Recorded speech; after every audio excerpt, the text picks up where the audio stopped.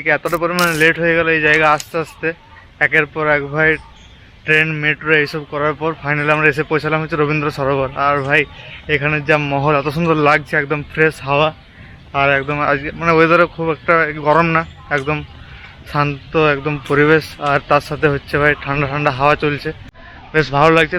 তো চলো আমরা এই জায়গাটা ঘুরি ভালোভাবে, আর তোমরা এই জায়গার কিছু সিনেম্যাটিক শট এনজয় করো।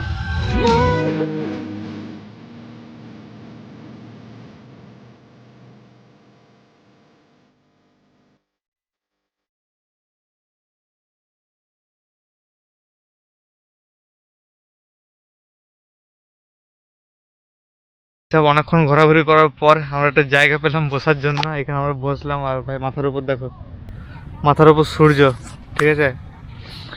তো এই জায়গায় আমরা কিছুক্ষণ বসি, আর ভাই প্রচুর পরিমাণে খিদেও পেয়েছে, দেখা যাক কী করা যায়, বাইরে গিয়ে খাবো কিছুক্ষণ পরে, একটুক্ষণ বসি তারপর আমরা বেরিয়ে যাবো জায়গা থেকে।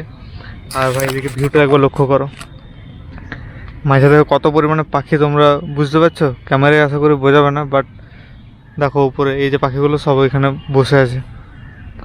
কেমন লাগছে ভাই? হেভি, দারুণ দারুণ। লাইক ঠোকো, লাইক লাইক।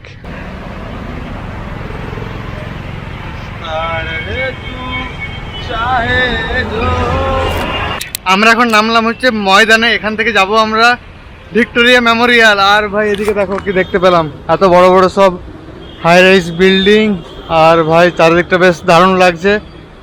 ভাই এবারে কিন্তু একটু মানে হাওয়ার প্রকোপও বেড়েছে, বেশ ভালো লাগছে, ঠান্ডা ঠান্ডা হাওয়া চলছে, বেশ আলাদা এনার্জি। এখনও কিন্তু পেটে সেরকমভাবে কিছু পড়েনি, চলো খাবার দাবার খাই, তারপর ঘুরবো হচ্ছে Victoria Memorial. Let's go guys, let's go.